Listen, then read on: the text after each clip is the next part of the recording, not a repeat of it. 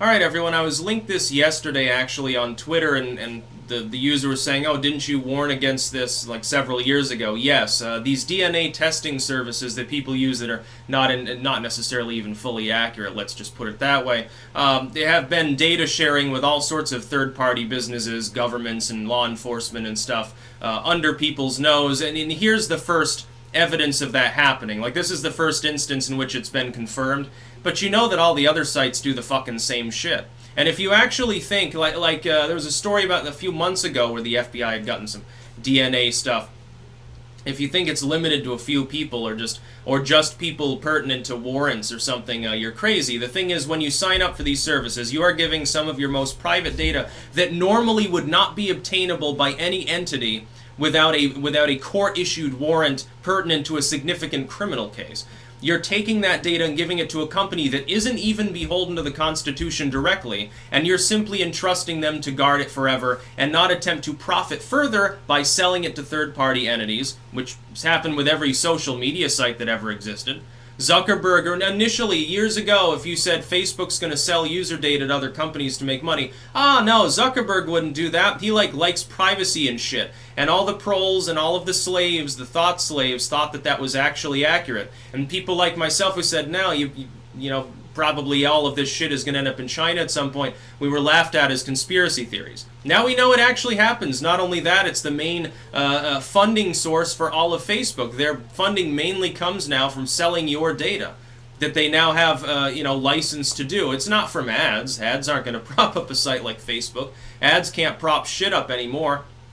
There aren't enough people to actually consume. It's a matter of, I hate to say it, there are too many creators. There are too many creators. There's not enough ads to go around, so other things have to happen. There's not enough crypto to go around. There's not enough anything to go around. Ultimately, you're going to see a centralization of the creation of content, which is why larger content creators are jostling one another while they're ignoring the real threat, which is, the legacy media is trying to knock them all out of the way in order to regain its supremacy over human communication. Yes, people have been warning for years. It's probably not a good idea to take that cheek swab and send it in with your real identity.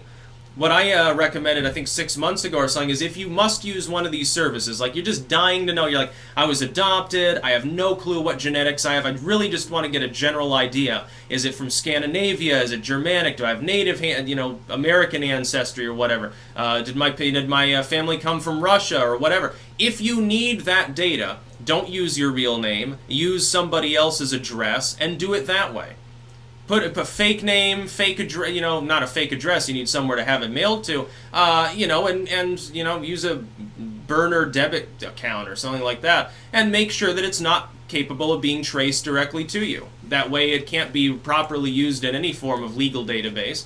That would be the privacy-loving thing to do, and some people say that's paranoid, but it's like, again, just like with your Facebook data, this will be sold to third-party entities, and those entities aren't necessarily going to use it properly. Let's say you say, well, myfamilytree.com, myancestry.com, my genealogical bullshit.com would never misuse my data, so I don't care. Okay, if you truly trust them, that's fine.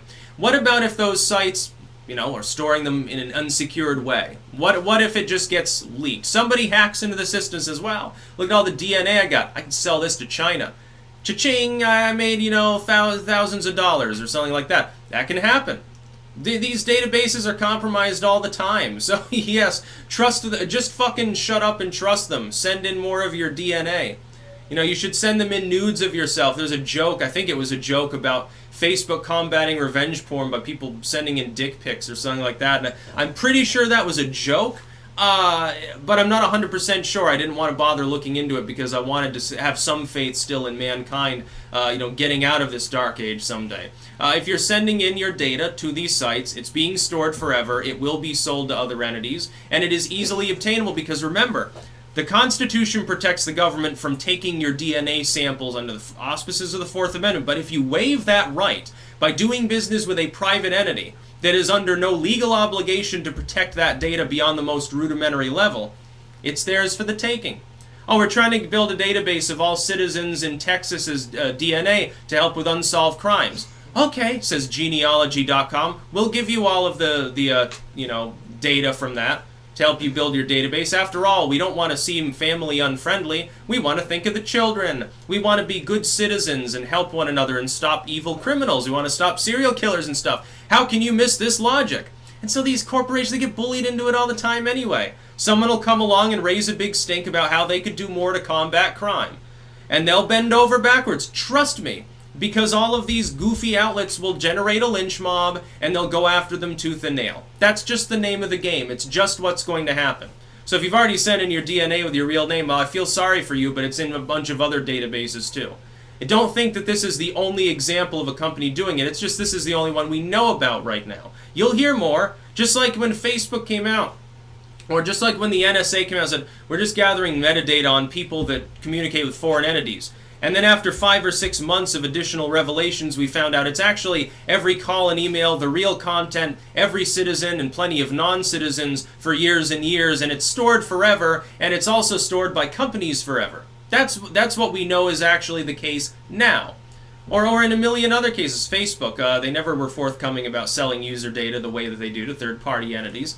Hell, Congress has to talk to... Congress had to pretend not to back Zuckerberg, who's given them probably billions of collective dollars towards their campaign funds. Yeah, bullshit. They're never going to hold him accountable. No one's going to hold the DNA testing services accountable either. I would never use one of these. If I did, trust me, it would be affixed to plenty of fake information to make sure that it was more secure. It's like, oh...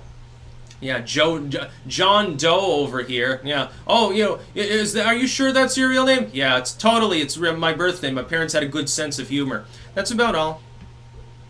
Peace out.